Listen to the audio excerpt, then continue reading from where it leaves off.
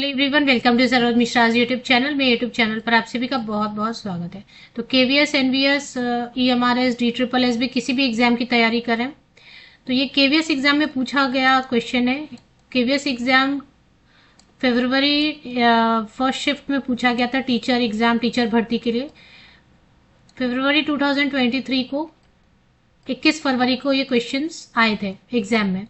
तो जो क्वेश्चन आए हुए हैं उनको ही डिस्कस कर लेते हैं, इससे आपको बहुत आइडिया लगेगा, क्योंकि ये ही क्वेश्चन पूछे गए केवीएस में, ऐसे ही पूछे जाएंगे एनवीएस में, ऐसे ही हमारे इसमें रहेंगे मैथ्स के क्वेश्चन, न्यूमेरिक एबिलिटी, गणित के क्वेश्चंस। तो चलिए पहला क्वेश्चन देख लेते हैं।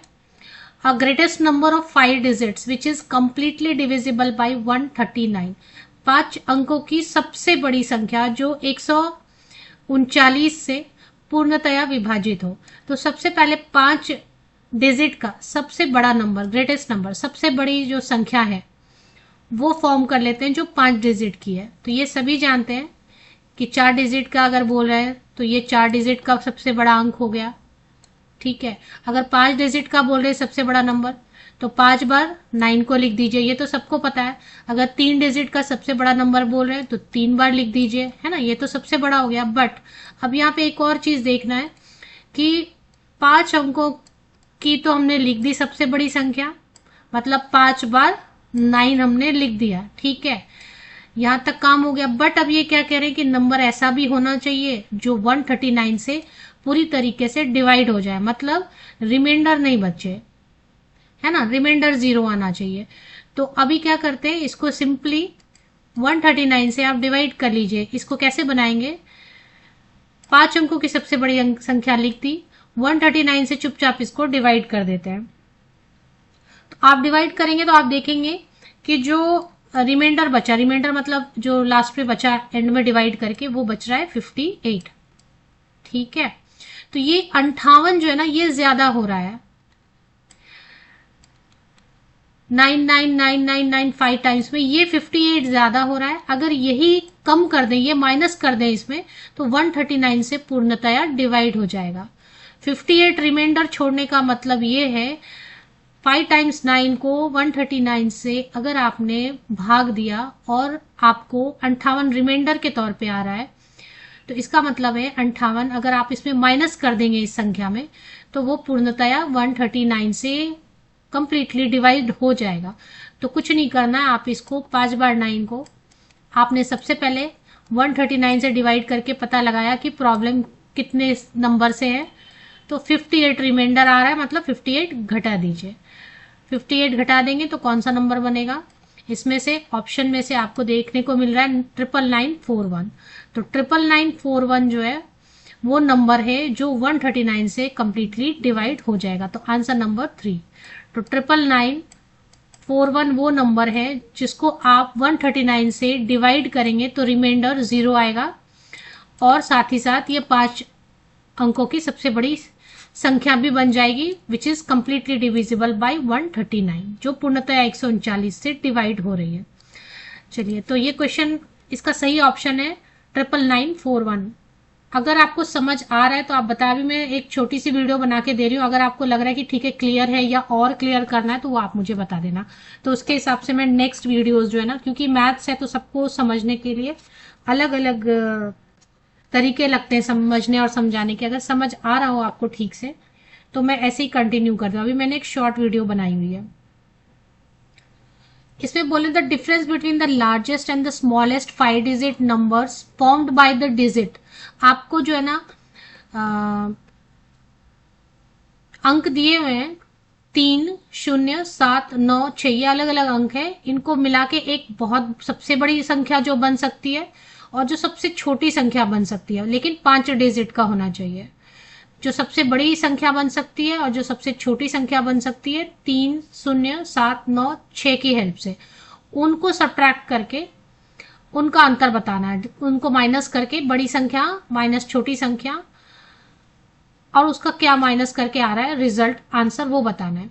तो सबसे पहले तो ना बड़ी संख्या फॉर्म करते हैं कैसे, आपको पता होना चाहिए। जो इसमें सबसे बड़ा अंक है वो कौन है, उसको सबसे आगे रखिए 9, उसके बाद घटते क्रम में सजाइए डिसेंडिंग ऑर्डर में 7, 7 से छोटा कौन सा है 6, उससे छोटा कौन सा है 3 और सबसे छोटा कौन सा है 0। तो जब आप अंकों को ऐसे डिसेंडिंग ऑर्डर में घटते क्रम में सजाते हैं तो सबसे बड़ी संख्या मिल जाती है। जो भी अंक दिए एग्जाम में तो ये बदल देंगे ना, क्वेश्चन ऐसा रह सकता है बट अंक बदल देंगे। तो क्या करना होता है, सबसे बड़ी संख्या बनाने के लिए आपको घटते क्रम में अंकों को सजाना होता है। घटते क्रम में सबसे बड़ा, उससे छोटा, उससे छोटा, उससे छोटा, सबसे छोटा।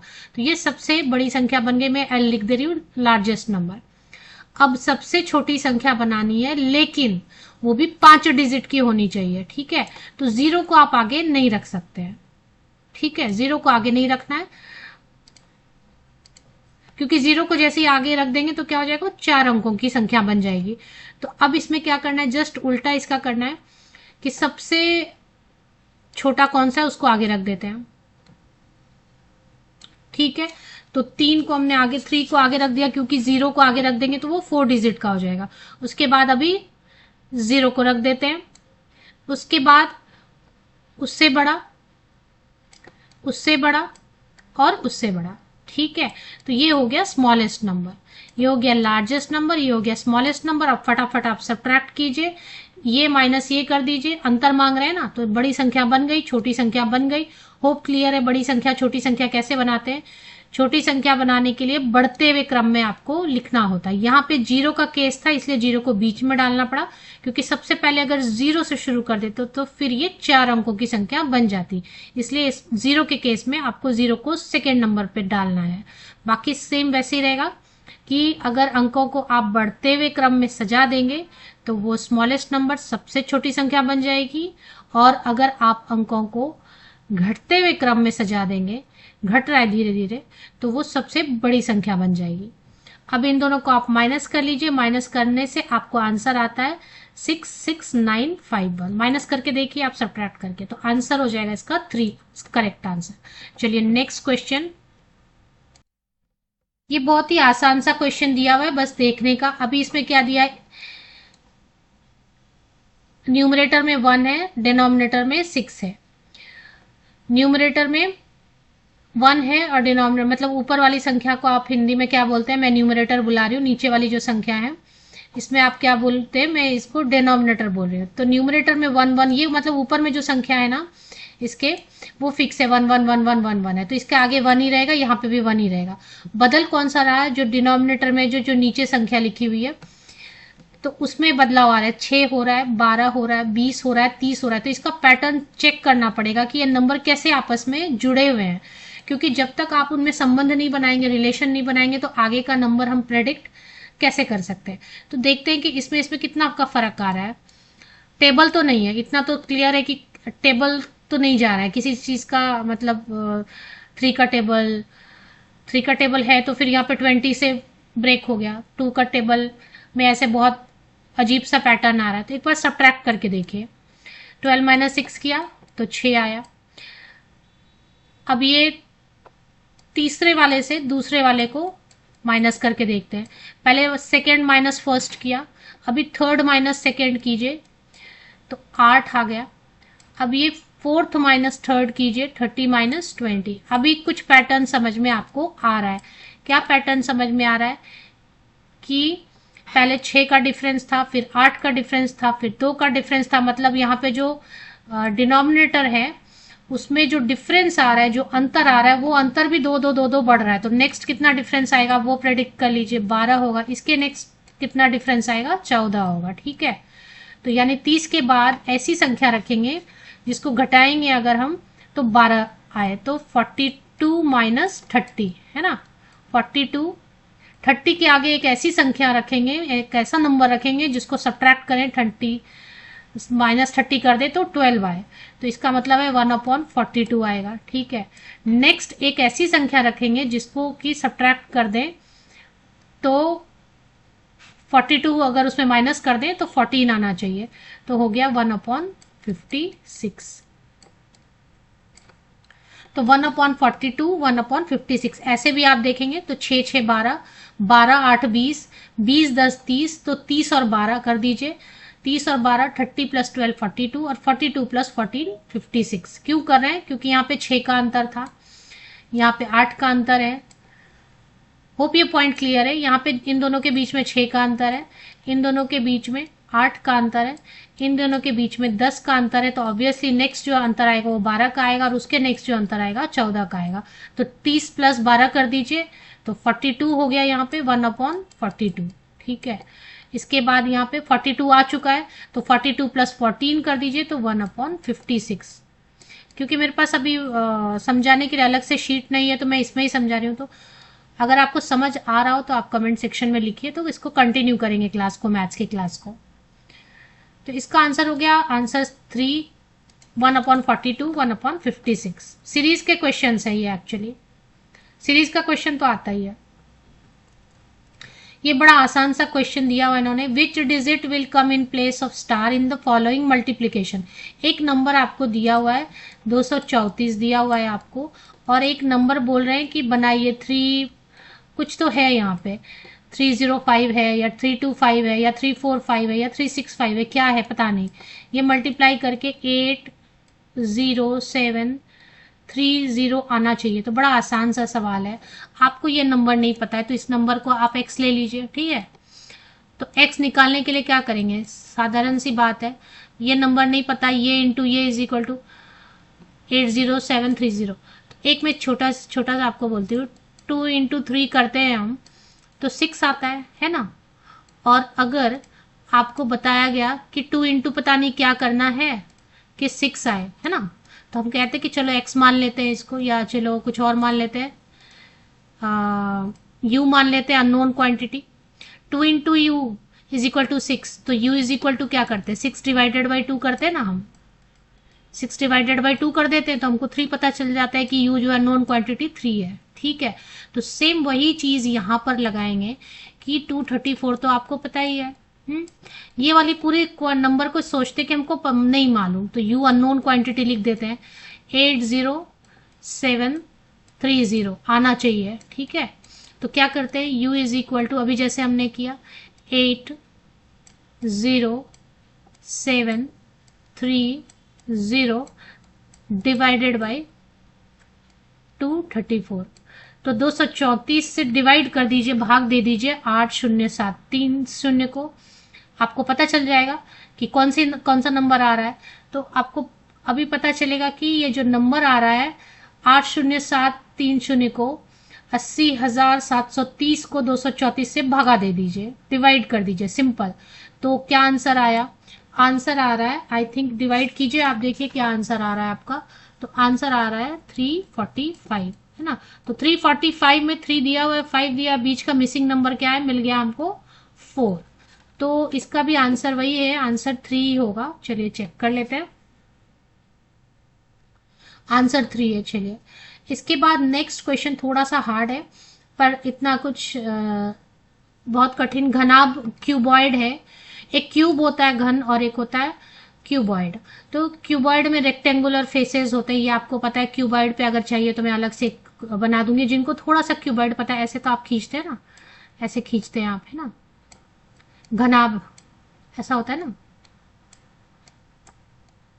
ऐसा होता है ना घनाभ, माचिस का डिब्बा अगर आप देख लो, है ना, ये घनाभ होता है। ठीक है, ये घनाभ होता है। आप भी ड्रॉ कर सकते हैं इसको। अब इसमें कितने सारे फेसेस आते हैं, देखें, 2 फेस आमने सामने आता है, 2 फेस उस साइड आता है, तो 4 हो गया।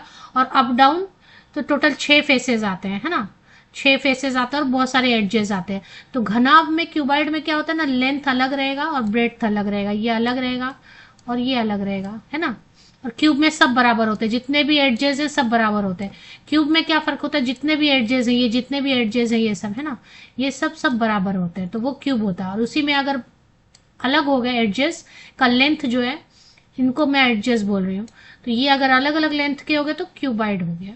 तो अब इसमें क्या बोल रहे हैं कि क्यूबॉइड की बात करें, उसमें बोल रहे हैं कि एक उनका फेस जो है ना स्क्वायर है। अभी जो मैंने बनाया था उसमें एक फेस स्क्वायर है, ठीक है। तो मान लेते हैं उसमें ऐसे एक फेस का दिख रहा है हमको, वो स्क्वायर है, ठीक है। हालांकि ऐसा होता नहीं है, लेकिन ये बोल रहे हैं तो चलिए मान लेते हैं। स्क्वायर का एरिया बोल रहे हैं 36 सेंटीमीटर स्क्वायर है। तो वर्ग मतलब, स्क्वायर मतलब क्या होता है, वर्ग, है ना। तो वर्ग का एरिया बोले 36 सेंटीमीटर स्क्वायर है। तो वर्ग में क्या होता है, सभी भुजाएं सभी साइड्स बराबर होते हैं वर्ग में, है ना। ए पकड़ लीजिए। तो क्या होता है, उसका फॉर्मूला क्या है, A square is equal to, area का फॉर्मूला क्या है, A square is equal to दिया हुआ है 36, है ना। एक फेस निकाला सबसे पहले, ये फेस बोल रहे हैं कि वर्ग है, स्क्वायर है, तो उसके साइड को हमने ए मान लिया, क्योंकि वर्ग का वही होता है, सभी साइड्स बराबर होते हैं। बराबर है, अब उसका एरिया का फॉर्मूला होता है a into a square is equal to 36। तो ए कितना हो गया, 6 सेंटीमीटर, 6 सेंटीमीटर। इसका स्क्वायर रूट करेंगे तो ए मिल जाएगा। ए कैसे मिलेगा, a is equal to root under 36, square root 36। तो ए हो गया आपका 6 सेंटीमीटर।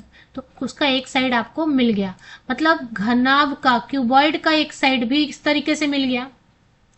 क्यूबॉइड में ही वो क्यूब छिपा हुआ है ना, घनाभ में ही वो घन छुपा हुआ है। घन का एक साइड आपको 6 सेंटीमीटर मिल गया, मतलब घनाभ का एक साइड आपको 6 सेंटीमीटर मिल गया। अब घनाभ में बोल रहे दूसरा फेस है, रेक्टेंगल है, ठीक है। तो रेक्टेंगल जो है, आयत, आयत बोलते हैं ना हिंदी में, आयत है। अब उसमें एक तो 6 सेंटीमीटर हो गया, मिल गया आपको, और एक बोल रहे हैं कि उसका एक और लेंथ दे रखा है 12 सेंटीमीटर, उन्होंने पहले से दे रखा, और एक हमने निकाल लिया 6 सेंटीमीटर। रेक्टेंगल है तो एक 12 सेंटीमीटर दिया हुआ है उन्होंने, एक हमने 6 सेंटीमीटर निकाल लिया। तो अब एरिया कितना होगा रेक्टेंगुलर फेस का, आयत का एरिया कितना होता है, क्षेत्रफल कितना होता है, लेंथ इंटू ब्रेथ, लंबाई गुना चौड़ाई, तो 6 गुना 12, तो कितना हो गया 72 सेंटीमीटर स्क्वायर, तो 72 सेंटीमीटर स्क्वायर। तो इसका सही आंसर है 72, option number 3। Option number 3 correct answer है। आपको समझ आ रहा है क्या, तो आप बताएं कमेंट में। अगर नहीं समझ में आ रहा है तो मैं फिर ये वाला सिमेट्री थोड़ा समझना पड़ेगा, लाइन ऑफ सिमेट्री ये भी आया हुआ था, तो इसके लिए अलग से थोड़ा समय। अब ये क्वेश्चन देखते हैं। जोसेफ नाम का आदमी है जो कि एक स्क्वायर पार्क है, आयत और वर्ग दो अलग अलग होते हैं। तो वर्ग है, वर्ग में क्या खास होता है, सभी भुजाएं इसकी बराबर होती है, ठीक है। तो ये वर्ग हो गया, स्क्वायर हो गया, स्क्वायर में इसकी सभी भुजाएं ए साइड बोलो, भुजा बोलो ए। तो ये एक पार्क है। अब जोसेफ है वो दौड़ रहा है, तो उसने ना एक राउंड पूरा फुल राउंड, सपोज यहाँ से स्टार्ट किया इस पॉइंट से, ठीक है। यहाँ से दौड़ते दौड़ते दौड़ते दौड़ते दौड़ते पूरा दौड़ते गया, क्योंकि ये ऐसे ही शेप ही इसका ऐसे है, तो वो पूरा दौड़ के वापस यहाँ पे एक राउंड लगाया। तो कितना हो गया 1 किलोमीटर। जब आप साइड साइड दौड़ते हैं तो क्या बोलते हैं उसको, पेरीमीटर बोलते हैं, परिमिति बोलते हैं, है ना। तो कितना हो गया ए प्लस ए प्लस ए प्लस ए, 4a। 4 गुना भुजा बराबर परिमिति होता है या पेरीमीटर होता है स्क्वायर का, तो उसका तो दे रखा है इन्होंने कितना 1 किलोमीटर, है ना, 1 किलोमीटर। तो अगर आपको ए निकालना रहेगा तो कैसे निकालेंगे, ए निकालना रहेगा तो कैसे निकालेंगे, एक ए बराबर 1/4, जैसे आपके क्वेश्चन पेपर में लिखा रहता है 1/4 ऋणात्मक अंक हो रहेंगे गलत आंसर पे, तो 0.25 है ना। तो आपको भुजा का साइड जो निकला वो है 0.25। किसमें निकला आपको, क्योंकि इन्होंने किलोमीटर में दिया है तो हमारा आंसर अभी किलोमीटर में है, और किलोमीटर में ही रखेंगे क्योंकि इनका फाइनल आंसर यहाँ पे किलोमीटर में है। तो एक साइड आपका निकल गया 0.25। अब ये सीधा सीधा क्वेश्चन पूछ रहे हैं कि वर्ग का जो है क्षेत्रफल कितना होगा। तो वर्ग का या स्क्वायर का क्षेत्रफल कितना होता है, एरिया इज इक्वल टू क्षेत्रफल, क्षेत्रफल is equal to a into a या ए स्क्वायर। आपको क्या करना है 0.25 गुना 0.25, तो पहले तो आप 25 गुना 25 याद करके ही रख लीजिए, बहुत आता है वैसे भी, और उसके बाद डेसिमल एडजस्ट करेंगे। तो 25 इंटू 5 तो 125 होता है, 25 इंटू 25 625 होता है। तो पहले तो 625 लिख लेते हैं, उसके बाद जो है डेसिमल दशमलव एडजस्ट करते हैं। तो 1 2 3 4 डिजिट के बाद डेसिमल चाहिए, पीछे से काउंट करेंगे 1 2 3, चौथा नहीं है तो यहाँ पे क्रिएट करेंगे और दशमलव लगाएंगे। अब दशमलव आपको क्लियर होगा दशमलव कैसे लगाते हैं, कैसे यूज करते हैं ना, क्योंकि यहाँ पे 2 डिजिट के बाद है और इधर से पीछे से काउंट करना शुरू करते हैं। तो मल्टीप्लिकेशन में क्या होता है कि पहले तो आप चुपचाप मल्टीप्लाई कर लो, जो भी अंक आया, जितने भी नंबर आए उसको लिखना है, और फिर काउंट करते हैं 1 2 3 4, टोटल 4 डिजिट्स के बाद पीछे से काउंट करके हम दशमलव को लगा देते हैं। तो 0.0625 हो गया। अगर दशमलव क्लियर नहीं है तो मैं आपको एक ऐसे एग्जांपल दे देती हूँ, जैसे 0.25 है, ठीक है, और यहाँ पे आपको 2.5 है, तो भी वही करना है, 625 तो करना है। जिनको दशमलव क्लियर नहीं है कि मल्टीप्लाई करके कैसे लगाते हैं, अब दशमलव कैसे लगाते हैं आप गिनिए। यहाँ पे पहले नंबर में कितने डिजिट के बाद था डेसिमल, पीछे से काउंट करना है, 1 2, तो 2 आप हाथ में रखिए।